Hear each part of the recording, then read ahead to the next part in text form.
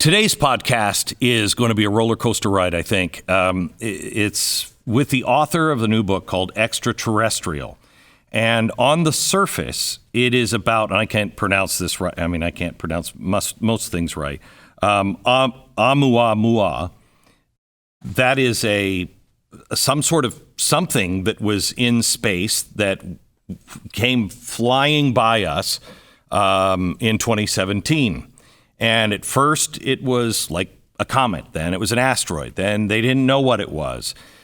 Well, it defied physics. It moved in ways it shouldn't have moved. And there is one guy who says, I think we need to really seriously consider that either our physics are wrong or this is signs of extraterrestrial life. Now, he's getting hammered for it. But I just want to explain before he comes on who he is. He is Avi Loeb. He is the professor of science at Harvard University, received his PhD in physics from Hebrew University at the age of 24. He led the first international project supported by the Strategic Defense Initiative, and subsequently a longtime member of the Institute for Advanced Study at Princeton. He's written 8 books, over 800 pages on a wide range of topics, including black holes, the first stars, and the search for extraterrestrial life and the future of the universe. He's been the longest-serving chair of Harvard's Department of Astronomy, founding director of Harvard's Black Hole Institute, and director for the Institute for Theory and Computation within the Harvard Smithsonian Center for Astrophysics. You getting the idea? This guy is not a crackpot. He serves as the chair of the board on physics and astronomy for the National Academies, and is the elected fellow for the American Academy of Arts and Science, the American Physical Society, and the International Academy of Astronautics. He is also a former member of the President's Council of Advisors on Science and Technology, and this goes on.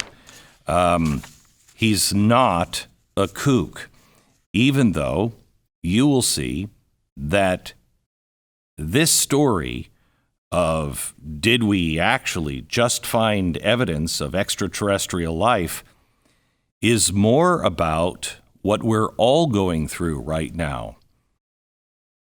A lack of humility, an unwillingness to be wrong, and the lack of using all of the tools that science has always used. We're back to the days of Galileo. It's a fascinating interview with Avi Loeb.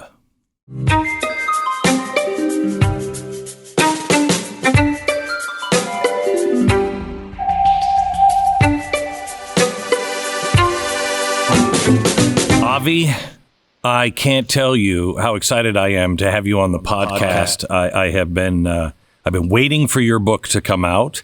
I read it this week, and I think people will be surprised if they think they're going to get a book about little green men. It is really a very important book that is about the two things that I think we're missing right now, and that is the scientific theory and humility. Right. Isn't it? I agree. Yeah. And when you talk about Oumuamua, am I saying that right? Oumuamua. Oumuamua. When you're talking about that, I want to preface this with, it's my understanding that you are not saying this is definitely what this is. You're saying we have to have this discussion because either we're wrong about physics or we're wrong about this, asteroid. Do I have that? Yeah. Well, first of all, I wanted to thank you for having me. And indeed, as an astronomer, the biggest lesson I've learned by studying the sky is a sense of modesty. The story starts from the ancient Greek philosopher Aristotle that suggested that we are at the center of the universe, and that there are spheres around us. And for 1,000 years, people believed what he said. And, it's flattering to our ego to think that we are central, that we are unique and special at a privileged location. And that's why people tend to believe that notion.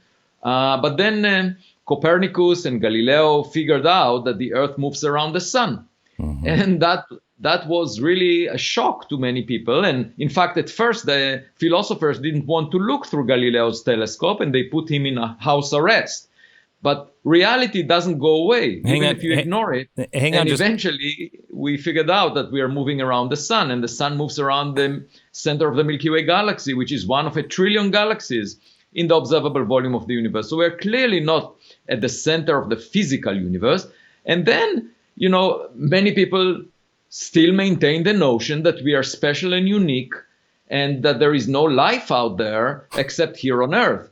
And I say to those that they should learn a lesson from my daughters. When they were infant, they tended to think that they have qualities that nobody else shares, and they are special and unique, and everything centers on them. But when they left to the kindergarten, they met other kids and got a better perspective about reality. And for our civilization to mature, we have to find evidence for others. But that requires us to look. And the problem is a lot of scientists put blinders. They basically say there is a taboo on discussing this possibility of finding technological signatures for other civilizations. And as a result, they discourage young scientists from entering this search, and they don't fund the search as part of the mainstream in astronomy. Okay.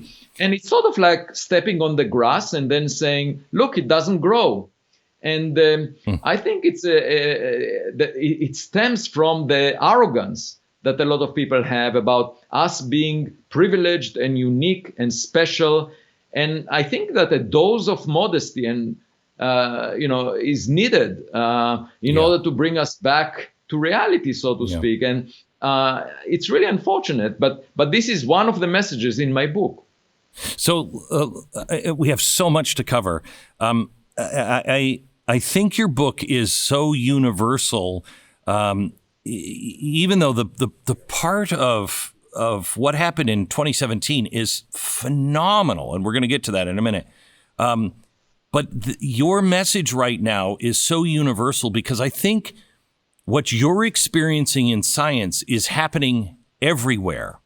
I don't know if it's as we're approaching the singularity or if there is something that happens periodically where everything changes, but we're on the verge of a great leap and everything seems to be decaying. And it's I feel as though it is like those who have been the guardians at the gate are just not going to let anybody in. But they don't understand the castle walls are coming down. They're coming down. Exactly. I completely agree with you. Right now, the way I see it is the mainstream community, in astronomy in particular, but also in science, is exactly at the opposite side of where it's supposed to be. It's not a small nuance that I'm talking about. It's the fact that in theoretical physics, for example, you find mainstream scientists, hundreds of them or thousands, working on concepts that have no test and no verification through experiments. These are extra dimensions, the multiverse, string theory, and they don't feel bad about it. In fact, there are philosophers supporting them, and they are very happy to do that because they do intellectual gymnastics and they are never tested. They never put skin in the game. But physics is all about putting skin in the game. You want to make predictions that one can test. And, Einstein was wrong 3 times in the last decade of his career just because he was working at the frontier. And, when you work on the frontier, you never know if you're right or wrong. You take some risks and you make mistakes. But if your intention is to demonstrate that you're smart, then you will escape from any attempt to test your ideas. And you will just do mathematical gymnastics to demonstrate that you're smart. And then you can get awards, recognition, if your community of people is not really geared towards explaining reality. Right. And that's what happens right now in physics, which is really surprising to me. While at the same time, a question like, are we alone? Are there technological civilizations aside from ours? Are we the smartest kid on the block? These kinds of questions that inspire the public. And by the way, the public supports science. Right. Funding for science comes from the public. These questions excite the public, yet scientists put a taboo on discussing these questions and using their telescopes, their instruments to explore this question. As you said in your book, Galileo, when he was at trial, he couldn't get anyone to even look through the telescope. He would say, it's right here. You just have to look. And they wouldn't even look through the telescope. That's right, because it would violate, it would take them out of their comfort zone. But Galileo's experience, he was put in house arrest. Yeah. And what that did is basically maintain the ignorance of those philosophers. Right. But it didn't change anything other than that. The experience of Giordano Bruno was much worse. So actually, there is a student at the Harvard English department that was inspired by my book to write a PhD thesis on the theme of my book. And she invited me a couple of months ago to her PhD exam. And one of the examiners asked her, do you know why Giordano Bruno was burnt at the stake? And she said, well, he was an obnoxious guy. He irritated a lot of people, which is, of course, true. But the professor corrected her and said, no, the main reason was that he argued that other stars are just like the sun, and they might have a planet like the Earth on which life may exist. And the church at the time found it offensive because it implies that if that life had sinned, you needed copies of Christ to visit those planets and save the life there. And that was unacceptable, so they burned the guy. So my point is, the fate of Galileo was actually not as bad as Giordano Bruno, and there is a long history to people resisting the notion that we are not alone, that we might not be the smartest kid on the block. And my point is that by ignoring this possibility, we are simply keeping ourselves ignorant.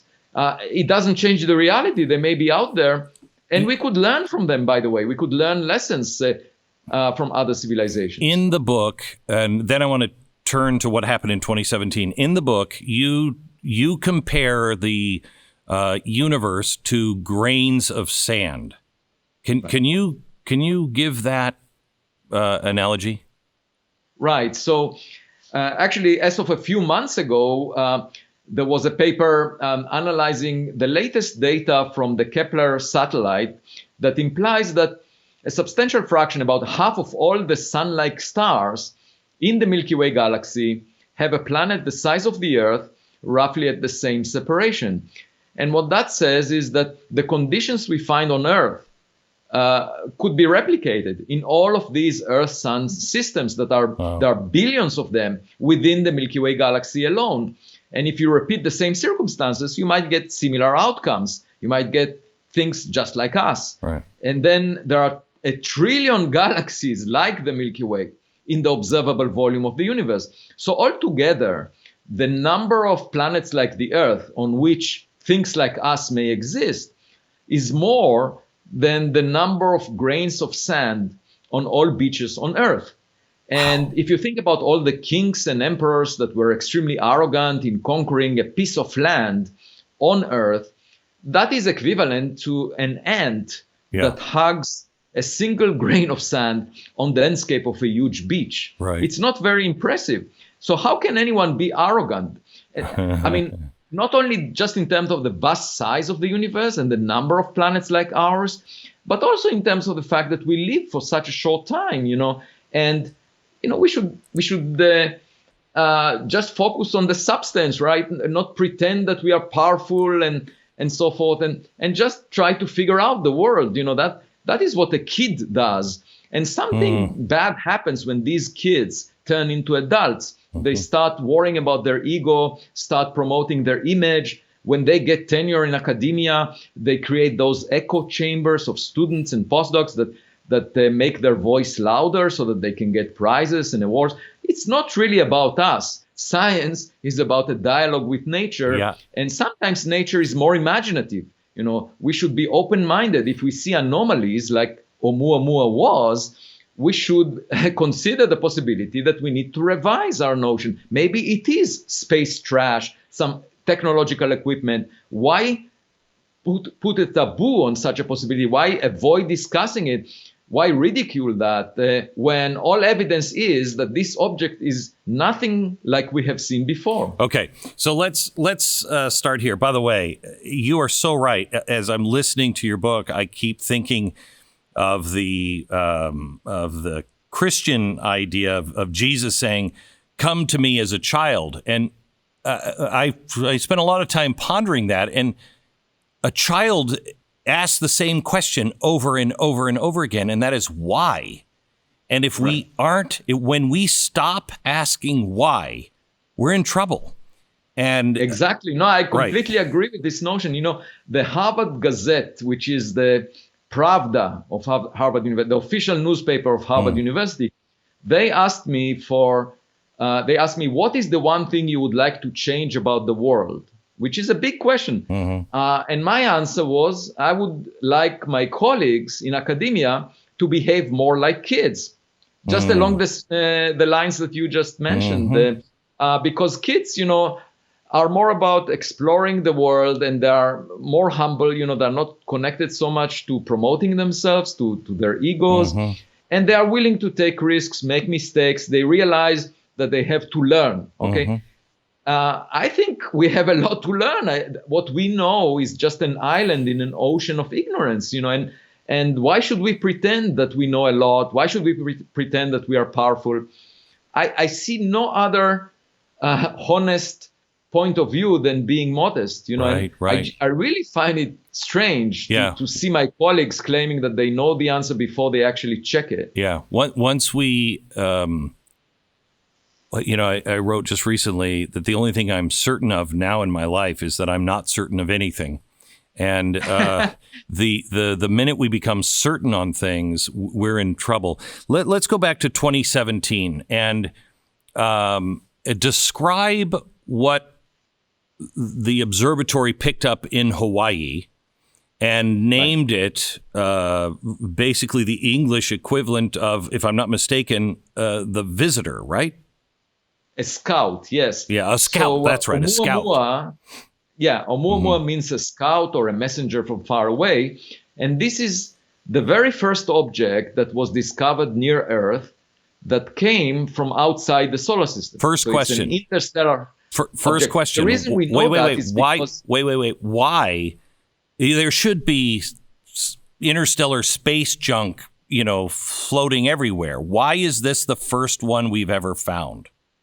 Oh, because we didn't have survey telescopes. Okay. Telescopes that look all across the sky, not just in a small region of the sky, that are that sensitive. So we could have never found such an object. Okay. You really need... Now, Pan-STARRS, the telescope on Maui, Mount Haleakala, which actually, as it turns out, I visited in July 2017, just a few months before Oumuamua was discovered. Back then, nobody knew about Oumuamua.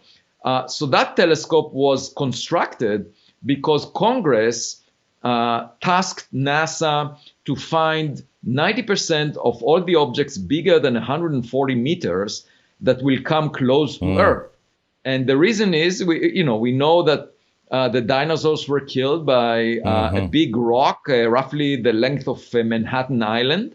And the dinosaurs just saw this rock coming towards them. It got bigger and bigger on the sky, and the fun stopped when it hit the ground. Right. And we have astronomers to warn us about such things. And that's why Congress wanted astronomers to come up with a list of all, or at least 90% of all near-Earth objects. And Pan-STARRS started doing that. And people thought at first that this was a comet, And Right. And you started to say, wait a minute. I don't think it is. Why? Yes. So first of all, everyone, by the way, the facts that I tell you are, scientific facts. Nobody would dispute them. It's just that many people ignore them. They want to continue business as usual. I should tell you that I went to a seminar about Oumuamua at Harvard, and then when I left the room together with a colleague of mine who worked on rocks within the solar system, he said, "This object is so weird, I wish it never existed." And I was appalled by that, because as a scientist, you should accept whatever nature gives you. Right. And in fact, if you see an anomaly, something that doesn't quite line up with what you expected, you should be happy, because it's nature's way of telling you that your ideas have to be revised. Right. That's the spirit of a learning experience. The future is not necessarily the same as the past, because you are learning something new. So anyway, what was new about Oumuamua that is different from comets or asteroids is the fact, in difference from comets, it didn't show any cometary tail. There was no gas coming off it. So a comet is a rock covered with ice, and when it gets close to the sun, the ice evaporates and creates this tail of gas and dust behind it, which reflects light, and you can see it as a beautiful cometary tail. There was nothing like that in the case of Oumuamua. We would have seen it for sure. And the Spitzer Space Telescope looked very deeply behind it, couldn't see anything. So there was no cometary tail. Then people said, okay, it's not a comet. So maybe it's just a rock. But the problem with that idea is that it exhibited an extra push away from the sun, which is usually attributed to the evaporation of gas, because you get this rocket effect that gives the object an extra push. But there was no cometary tail. And so the question is, what gave it the extra push? And that is one weird fact about it. Another one is, as it was spinning every 8 hours, the amount of sunlight reflected from it changed by a factor of 10.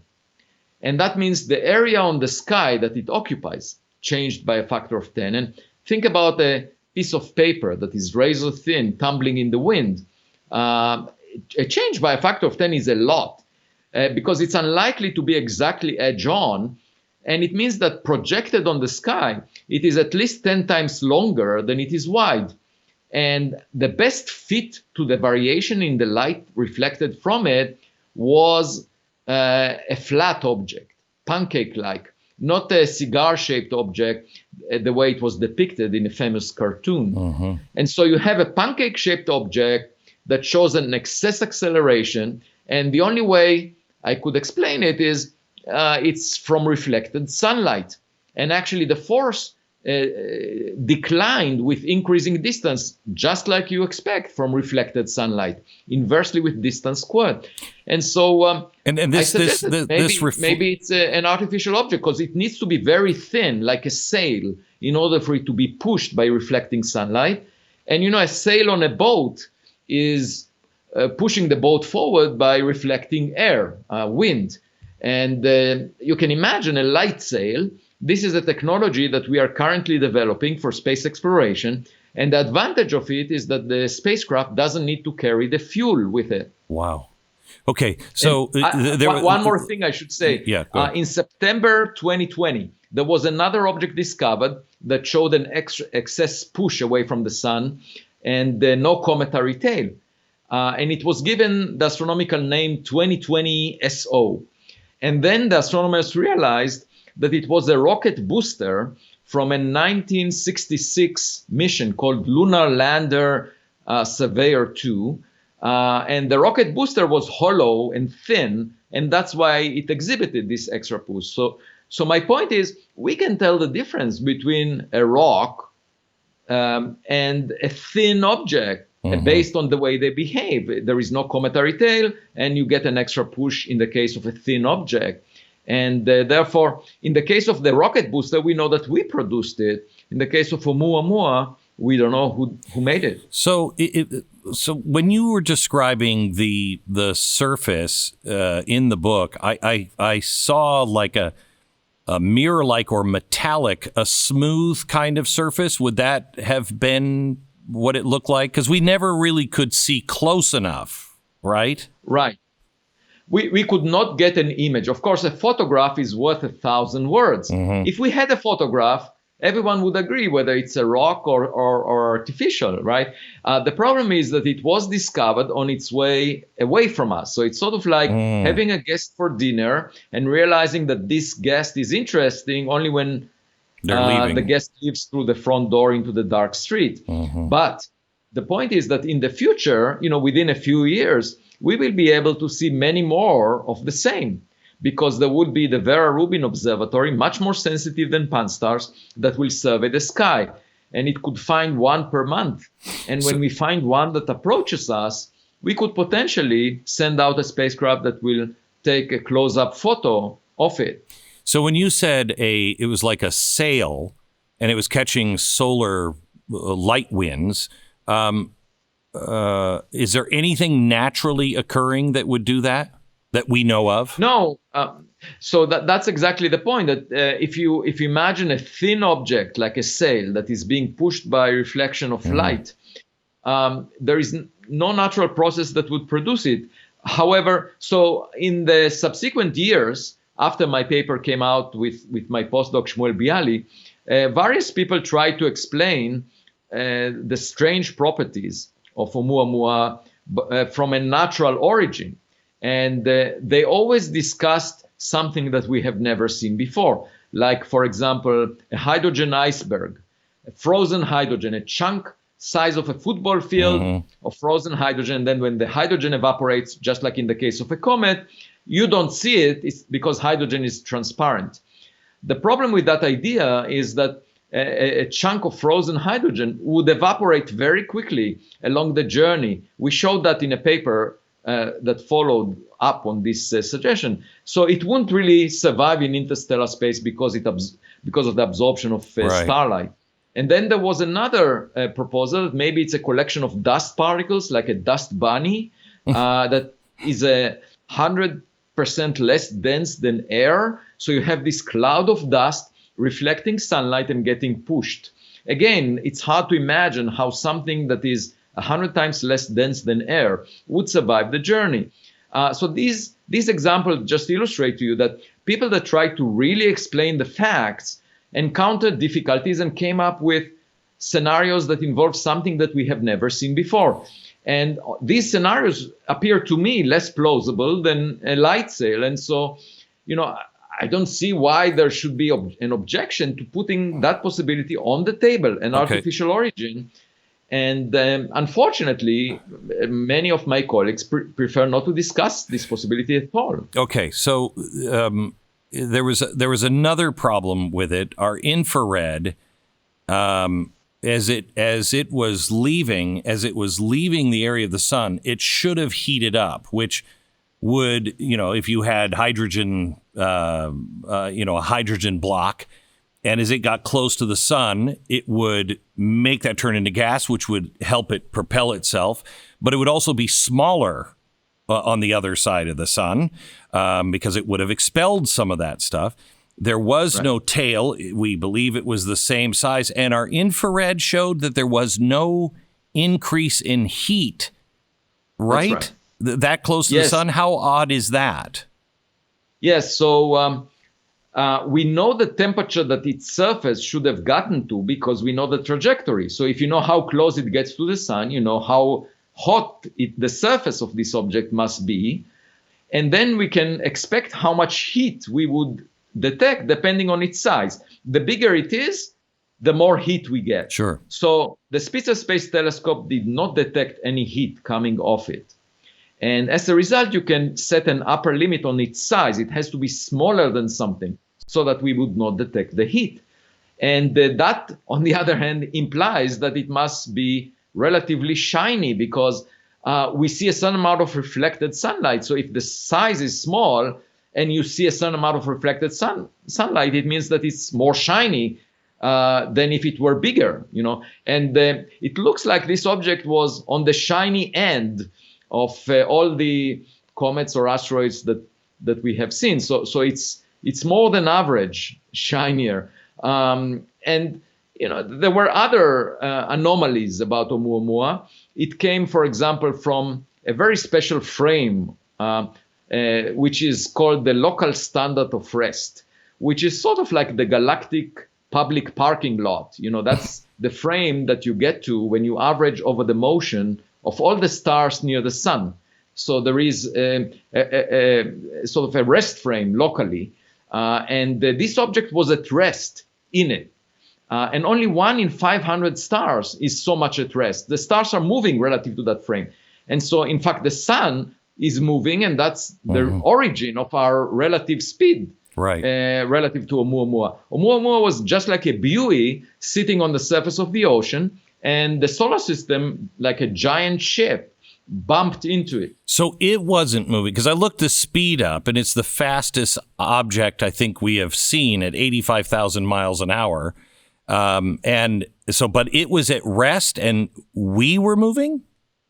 Yes, we were moving. Now, that begs the question of why it's in that special frame of reference. And, one possibility is that there is a grid, a population of such objects that is used for navigation, like road posts sitting out there, and we just bumped into one of them. Another possibility is that it's a relay station that for communication, so that you don't need to send a very powerful beam communicating across large distances. There are these relay stations. Or, it could be just junk, space junk, some surface layer of a spaceship that was torn apart and is just floating out there. One thing is clear, that we cannot associate this object with any particular star in our neighborhood, because all these stars are moving around and this object is at rest. So it's just like finding a car in a public parking lot. You cannot associate the car with a particular house from where it came, because it's sitting at rest. But the closest star to us, or the closest solar system to us, is 25,000 light years away, right? No, the closest star to us is 4.25 light years away. 4.25. It's called Proxima Centauri. It takes light 4 years to get there. So they are at the speed just of around light. Now they are getting the results of the 2016 elections. Okay, and that's at the speed of light. Boy, they're in for an interesting 4 years. Exactly. So how old do you think, if this is space junk, how old would it have to be at the minimum? At the minimum, tens of thousands of years, if not millions of years, because to cross the solar system, the Oort cloud, the periphery of the solar system, all the way to us, would take this object more than 10,000 years. And that means that it started its journey a long time ago. We were not very interesting 10,000 years ago as a human species. So I find it hard to believe that this object is spying on us. Most likely, it is just like, going to the beach. Most of the time you find seashells and rocks that are naturally produced. But every now and then you find a plastic bottle. And that indicates that there is a civilization out there that produced it. So I think of it more as a space junk or space trash. It could be equipment that is not functional anymore. Simply, we launched Voyager 1, Voyager 2, New Horizons. Within thousands of years from now, they will not be functional, and they will be just space junk. And the only question is, how many such things were launched by other civilizations? And, we might find, every now and then, we might find one of them. So are you following the revelations from the Pentagon in the last few years because of our technology? I mean, I've read, and I've talked to the people at the Pentagon, and I keep asking them, wait a minute. You're saying you have pieces or fragments of something that is otherworldly. What does that even mean? And to me, over the last 4 years, I know it's been crazy, but this is the biggest news story of all of mankind if these things are true.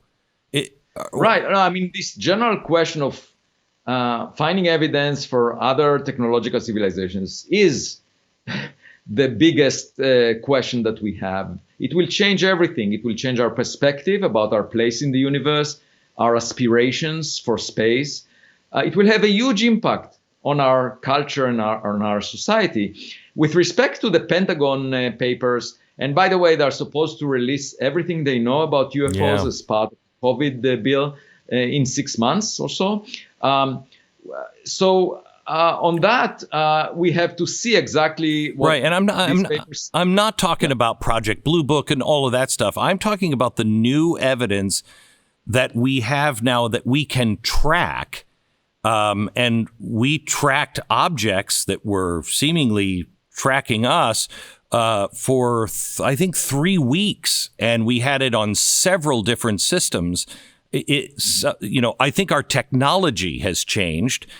So we can spot these things, but it's no longer seemingly the story of, I was out in the farm and I got an anal probe from this guy. This is different. Right. Well, I think, first of all, it's of interest to the government because, some of the reports could indicate technologies that other nations have that could be a threat to national security. So you want to understand what they mean. Okay. Right. And well, I've talked to the guys. I talked to the guys that are actually running that for the government and now are outside. And they said that's exactly why they started. They wanted to know who had this technology. And they said the technology is just so far ahead. They just don't think anyone, your society would be different. If you had this technology, it would have affected everything. So they don't think that it's coming from here. I had a similar discussion with Joe Rogan in a podcast a week and a half ago. And my take on these reports is that with relatively modest funding, one can deploy scientific instruments at those sites and do a careful job at monitoring what is going on there. And rather than rely on eyewitness testimony or, science is about reproducing results, about arranging for better and better instruments to get more reliable evidence for us. And it could be open to the public. There is no reason for it to be classified. And if there is a public funding source for doing such an experiment, putting those instruments out there. And after we discussed it, there was a grassroots initiative by some people to raise the funds to do such an experiment. I'm very much in favor of checking, scientifically what is behind this. If we don't find anything, then we know that there is nothing to think about. But, it reminds me of the biblical story in the Old Testament. There is this story about Abraham that heard the voice of God. And that voice told him to sacrifice his only son, right, Isaac. And suppose Abraham had a voice memo up on his cell phone. He could have pressed the button and recorded the voice of God. And nobody would doubt that he heard the voice of God. But he didn't have a cell phone back then. And so we have to decide if we believe the story or not. And scientifically speaking, we have no proof that this story is right. So my point is, if you have scientific instruments, you don't need to believe stories. You can just deploy them, record what is happening. And if you hear the voice of God, you can convince everyone that it really happened. I'm a big science geek, and I know just enough to have everything wrong. But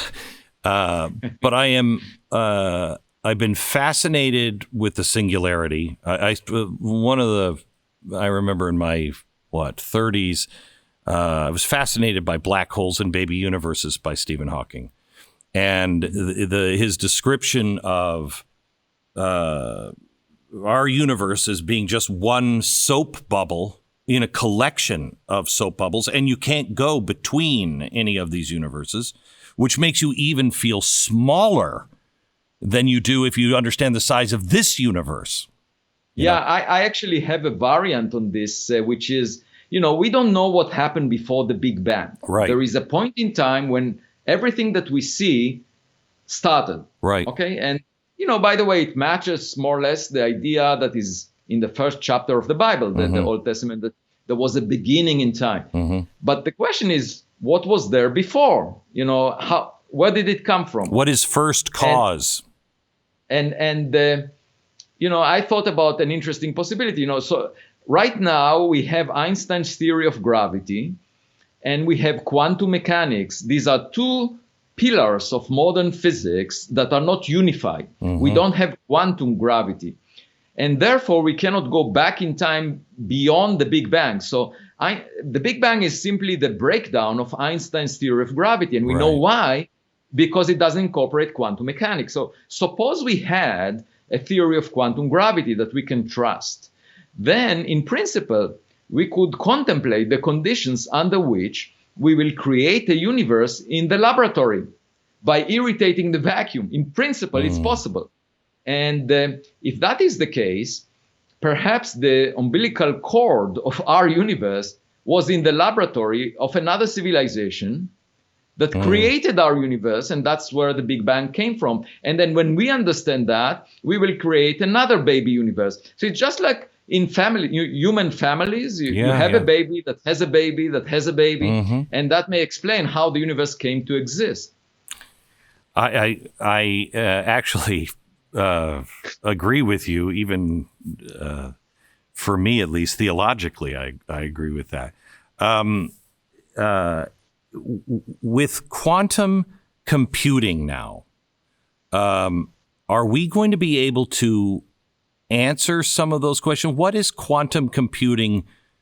First of all, does quantum computing, the fact that it can exist, does that verify quantum mechanics and like a parallel universe at all? Does that verify any of these things? And will it be able to answer some of these questions that have, been on man's mind forever? Well, so quantum computing is taking advantage of quantum mechanics. The fact that, quantum mechanics is very weird. We are used to the fact that, if you have a billiard ball, it sits at a given location and you can measure its position and its speed, and you know what their values are if you have a precise enough measurement. But in quantum mechanics, you can't really measure everything at the same time, and everything is probabilistic, and it's only on observation that you can. No, wait, you can measure it until you observe it, right? And then you can't. Well, you have a probability. Okay. So each, for example, you can measure the position of an electron, but you can't measure its speed exactly at the same time. If you know the position, you don't know the speed, or if you know the speed, you don't know. And also, you can find it in many different places with some probability. So it's never localized. And so it's always in a superposition of states. There are several states that each particle or each system is at. Right. And quantum computing is taking advantage of that. The fact that, let's say you have multiple particles, they can be in some system that is entangled, it's called, that if you were to measure the properties of one component of that system, it would affect what you can measure for the other. So quantum computing is taking advantage of that. And at the moment, I should say, it's not yet at a practical level of being useful, but it's getting there. And, within a few years, it's quite possible that it will get us to do some computations much faster than normal computers. But it doesn't shed any light on issues of parallel universe. I mean, have you seen what the Fermi Labs just announced right before Christmas about? They used string theory and quantum computing, and they moved, or they actually transported digital information from one place to another, and they said that is starting to take apart Einstein's theory of speed of light, and nothing can travel faster than the speed of light, etc. Yeah. Is that, do I have that right? Is that true? As I mentioned before, Einstein made 3 mistakes at the end, the last decade of his career, and one of them had to do with spooky action at a distance in quantum mechanics. What it means is, if you have a system, let's say of 2 particles, and you separate the particles by a large distance, if this system is, the 2 particles know about each other because they were created together, and then you separate them, then if you make a measurement of one particle very far away, it affects what you can measure right here immediately. And it's faster than light. And so that's what Einstein dubbed as spooky action at a distance. He didn't believe that it can happen. So but it does happen. Now we have experiments. And isn't this part of the... demonstrates it. Doesn't this go back to what we were talking about before? There are huge things that are being disproven or called into serious question now, and nobody seems to be talking about it. Right. I mean, clearly this spooky action at a distance took Einstein out of his comfort zone, and he was trying to resist it. And, Einstein was the greatest scientist of the 20th century, and he was wrong. Now, my point is, this is any anomaly you find through experiments is nature's way of telling you, be humble and be willing to revise your notions about reality. And so we should learn the lesson from those historical mistakes that others have made, including Einstein, and in principle be willing to open our mind to what evidence tells us. But the problem is that some people do not want to even consider evidence and put skin in the game, make predictions that can be falsified, because that would mean that they were wrong. So if they want to maintain an image of not being wrong and being very smart, they will never put any skin into the game. And at the same time, when there is an anomaly like Oumuamua was, people would just shove it under the rug of conservatism and ignore it and do business as usual rather than discuss it. The standard thing that people say is extraordinary claims require extraordinary evidence. Now, the word extraordinary is really in the eyes of the beholder. Some people regard, a black hole as extraordinary. Others would say, no, it's just an object, a result of Einstein's theory of gravity. So the point is, in my mind, what matters is evidence, irrespective whether it's extraordinary or not. When you see something anomalous, you need to explain it. And if you put this bar of it, the evidence being extraordinary, then it gives you legitimacy at ignoring anomalies, So that the philosophers back in the days of Galileo would say, what Galileo says, it does not provide extraordinary evidence, therefore we can still think that the sun moves around the earth, And that is an excuse for being lazy, for ignoring anomalies when they appear. And my point is that we should be alert. We should be like kids, that realize something unusual and are trying to figure it out. Who cares about our self-image? And, we are trying to figure out nature. And if we are not alone in the universe, that would be amazing. As you were pointing out, it will change everything for us. One of the guys who I read 20, 30 years ago that I just loved, and as it turns out, he's not accurate, but I just loved it because he thought so differently and everybody rejected him out of hand. And that's Velikovsky, Worlds in Collision. I loved the way he said, wait a minute, let's not dismiss this religious stuff as kooky. Let's see if it matches around the world, and then let's try to find a scientific evidence for it. And it was so brilliant, but I mean, he was mocked and ridiculed for even suggesting that. Well, I should first of all tell you that I have no footprint on social media because my wife asked me not to do that when we got married, and I promised her. Therefore, I don't really care how many likes I have on Twitter, and I really think independently. But more importantly, I don't think there is necessarily a conflict between science and religion, because science is about understanding how things work. It's just like looking at a watch and you want to figure out how the watch works. So you open up the case and you start looking inside and you start to figure out the mechanics.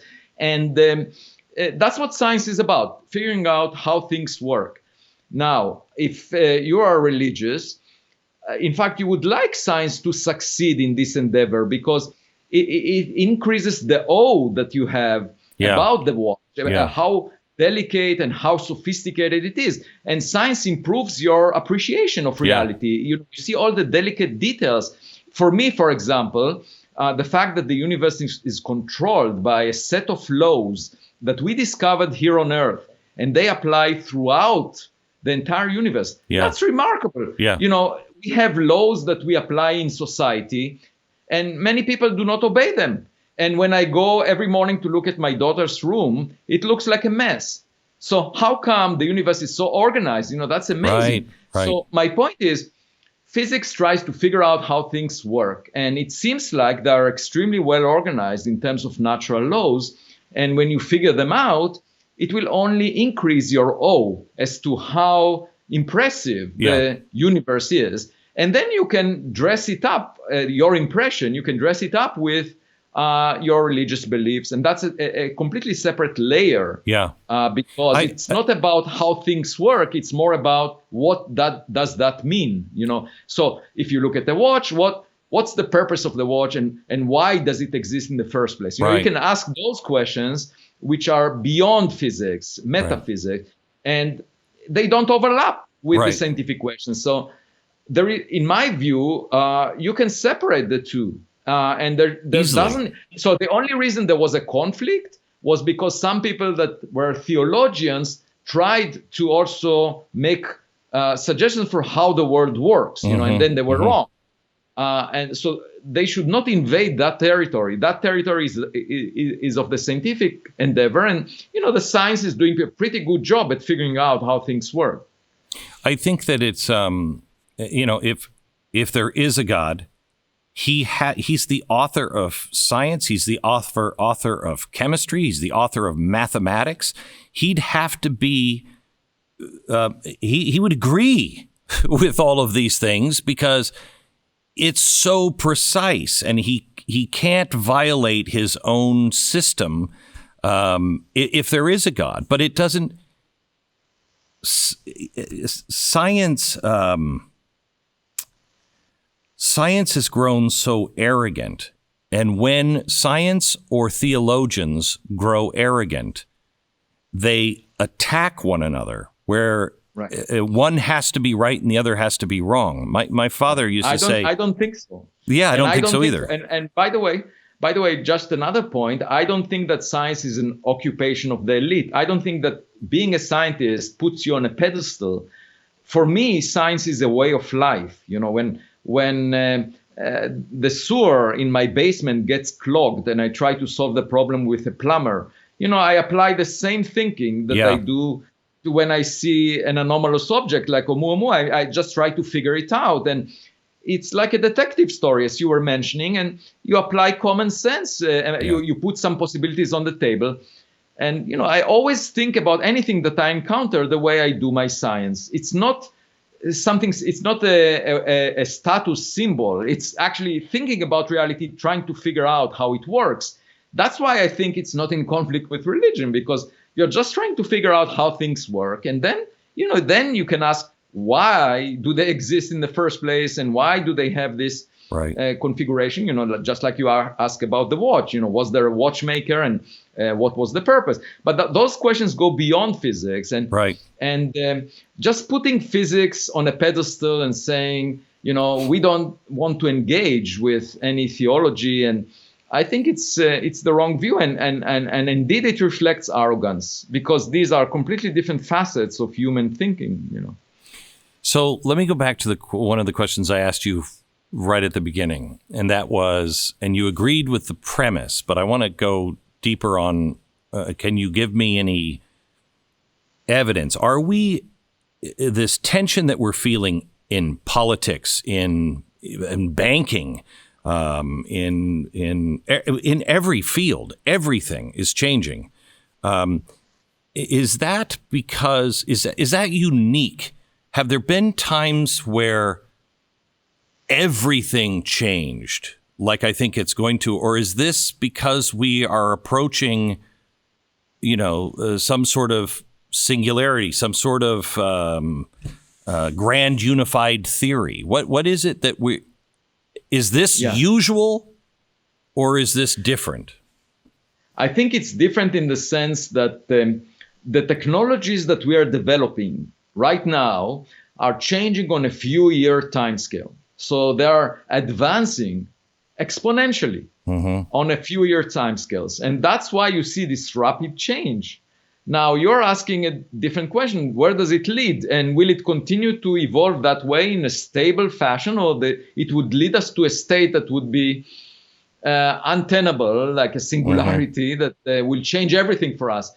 That's not clear, because it depends on the response of the political system. I mean, it's clear if you look at social media, like over the past decade and a half, it clearly changed society. And whether it changed it for the better or for the worse remains to be seen. And, the advance in technology definitely changes our lifestyle. And I think we need to complement it with a proper sense of ethics and morals. Because, it's just like the atomic bomb. When we had the Manhattan Project, we developed new means of destruction, right? So there was a lot of concern back then that it may destroy humanity, right? And so you have to supplement that with your set of values and not use nuclear weapons unnecessarily. And obviously there is a similar risk with any technology that we develop that could have a big influence on us, such as genetic research, the understanding of the human genome, that opens up a Pandora box of possibilities of modifying people and, designing people also, the computer systems, artificial intelligence that enters any facet of our life, that could, for example, make decisions of life and death about, the medical state of patients. An artificial intelligence system could decide whether a person will die or live, rather than a doctor, a human. Correct. And we have our cars will do that. To adapt to that, we have to come up with a set of ethical principles, and for that, I think our society needs the humanities. So there is this common view among scientists that we carry the torch forward of progress, and we don't really need humanity. The humanities are losing steam, so to speak. They are, the wave of the past. I don't think so. I think they're as essential, because you really need to decide how to respond to these new technologies in a way that our civilization will maintain its longevity. And, there are lots of ethical questions that come up now when we have new technologies. So I think, No, go ahead. You think? Go ahead. No, so I think humanities have a central role in our future. And I think, and I actually wrote an essay about that, the humanities of the future. I think they are as important as the scientists in fostering a better future for us. I couldn't agree more, but I've talked to a lot of people out at Silicon Valley. I've talked to Ray Kurzweil a couple of times. You know who Ray is. Yes, of course. And I've told him this, to his face. I find him the most fascinating, most inspiring, and the most terrifying man I've ever met. His view of what can be and what might be is just off the charts exciting. But his arrogance of, we as humans won't make the mistakes to use this incorrectly. His cavalier idea of being eventually be one with the machine so you could download yourself and you'll live forever is terrifying, because that's, as I said to him, that's not life, at least to me. And it could mirror life, but it's not life. And again, I go back to what your book is really about. The arrogance and the hubris of science is back to the Tower of Babel days. I agree with you. I completely agree with you. And unfortunately, it doesn't take us in the right direction. Because if you look at the history of humans, the biggest mistakes were made out of arrogance. And I very much hope that people will hear the message and change. Can I ask you this? And this is always such a dangerous road to go down. And I just want to know the difference in your opinion. And I asked Ray this. A lot of the pursuits, when coupled with arrogance, are the same things that the early eugenicists here in America and elsewhere and Germany, it's the same pursuit of being able to make the Superman. What's the difference besides technology that we can now do these things? What's the difference? Yeah, no, I think of arrogance just like junk food, like sugar. It tastes good when you have it, but it's bad for you. And it brings you to a bad place. If you have a good diet, intellectually, you get a sense of modesty. And then your steps are more measured and are more balanced, and you care about other people.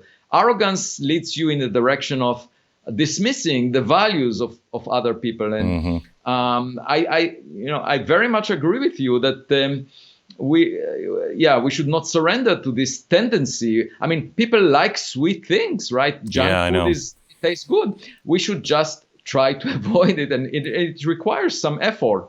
And in the context of science, the thing that bothers me is that it puts blinders on our eyes, because arrogance says we already know the answer before we need to check it. Correct. And that's pretty bad, because it's in many cases it's just like saying, okay, I'm as wealthy as Elon Musk. I don't need to check it, and it's a happy feeling. It's like being on drugs, right? But if you really want to cash your money, you think that you are more wealthy than Elon Musk, you go to the ATM machine and you find that you don't have that much money. And that is equivalent to putting some skin in the game, to testing your idea. Yeah. And without going to the ATM machine, we may never realize that we are bankrupt. And so our ideas may be completely off. Now, for people, that sit in a comfortable position, they have income that they don't need to worry about, and they can believe in that our reality is a simulation. And they can believe that we don't need any experimental feedback. We don't need to put any skin in the game. They can think that. But to me, it sounds like, just like feeling high on drugs. Yeah. And not really not being in contact with reality. That's the risk that I see in this approach. Are you hopeful for the future? Are you pensive about the future? Where are you? Knowing what you know and seeing the state of the world and the state of arrogance in the world. I'm always optimistic in the sense that I never back down, so even in the context of scientific disputes, if the evidence shows me that I'm wrong, then I will correct myself. But if it's people that tell me on Twitter that I'm wrong without attending to the evidence, I don't care less. And in that sense, I used to be in the military at a young age, because in Israel, where I grew up, it's obligatory. And when I was in the paratroopers, there was a saying that a soldier sometimes needs to put his body on the barbed wire so that others can step forward. And that's the way I see the pain that I have right now with all this pushback. I see it as a way of allowing the younger generation of tomorrow to be able to speak freely on this subject of search for other civilizations. And I see it as a service. It's not about me personally. I see it as a service to those people so that they can overcome this taboo that exists right now. And also promoting the right ideas of modesty, of of being open-minded, of allowing innovation in science, and at the same time saying that what most of the community is engaged with is self-indulgence, trying to prove that people are smart, but not really dealing with reality by getting experimental data to test what these ideas are. And, I don't mind that it's not popular, and obviously it will not be popular, but I just hold my... So I'm optimistic in the sense that I'm trying to promote a better future. If I was pessimistic, I would say, the hell with it. It's not worth the fight. But as to the question of whether I would be successful in promoting these ideas, I don't know. I'm just trying my best. I find you a remarkable man, and somebody that history should remember. We are entering such interesting times, to put it mildly, and those who may end up being wrong on things, but can passionately, scientifically, logically make a point and have a different point of view. Those people are hard to find now because it's getting scary for people to stand up. Well, thank you, Glenn. But I should say that I came to this point partly because over the past few years, both of my parents passed away. And, at some point I said to myself, the hell with it. Why pretend to be better than we are? Let's focus on substance. And sort of like what basketball coaches say to their team members, they say, keep your eyes on the ball, not on the audience. Do you think you would be the man you are? Not just your parents, but 65 members of your family thought they'd be able to get out of Germany before it was too late, and they didn't. Do you think you'd be the same man? No, that taught me an important lesson, yes. And by the way, the Second World War is an excellent example where, the Nazi regime was quite arrogant in saying that they are the superior race. And racism by itself makes very little sense because, very often it's related to skin color or very superficial things. And humanity wasted so much money, energy, effort in fighting the Second World War. And so many people died, a lot of Jews, many of my family members, really unfortunate. And I say that in my book, Winston Churchill in 1939 wrote an essay arguing that we should search for life beyond Earth.